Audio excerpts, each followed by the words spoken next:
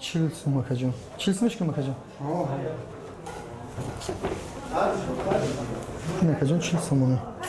рамазон ба поён мерасад, вале аксари сокинони шаҳри Бохтар мегӯянд дастурхони идонаашон мухтасар мешавад, зеро имкони харид кардани маҳсулоти аввалия аз ҷумла гӯшт, равғану ордро надоранд.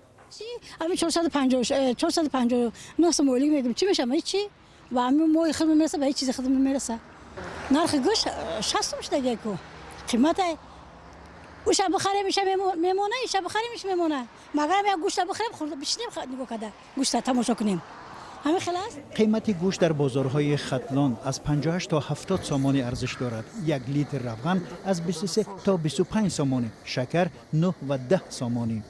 ساکنان شهر بختر در صحبت با آزادی گفتند آنها فروشندگان بازار را برای بالا بردن نرخ محصولات مقصر می‌دانند.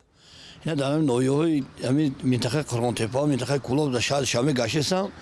همین را دیدم که این پیاز در نویای جایون 60-70 تین از زمین سوداش است.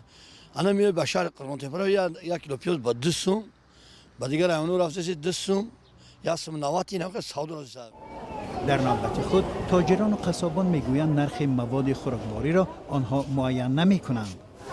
خیلی کنجورا قیمت هم علاف هم قیمت های حسابی هم یاده مولم کم چی نه آلی گوشت چند سومه؟ گوشت 58 تومن. چی میگن خریدارا چی شکایت دارن ندارن؟ خیلی که شرایطشون سیست دادم ها شکایت میکنن چون هم سودا یک روز رمضان اولش نستر بود باز نه سودا سه روز سودا مسستای سودا سستر شده کمتر برای چی؟ خیلی بالایی نرخ میشه 58 سوم شده ممکنه حساب هم وزن‌تر ممکنه به مثل هم باشه همین قیمت شدن گوشت شما در کارتون به ضرر میرسه؟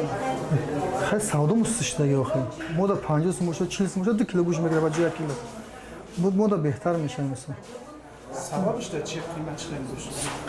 کم هم چیز میچورو کمتر شده دیگه حساب بزرگ دسترس نیست هم چیزو همین حساب کم از ما مسئولان دو بازار شهر بختر فراوان و حاجی شریف در اول ماه رمضان گفته بودند که با برگزاری چند یرمرکه محصولات اولیه قیمت بازار را کاهش می‌دهند. در تاجیکستان همه ساله در آستانه عید رمضان و عیدهای دیگری مذهبی بالاروی قیمت محصولات مشاهده می شود.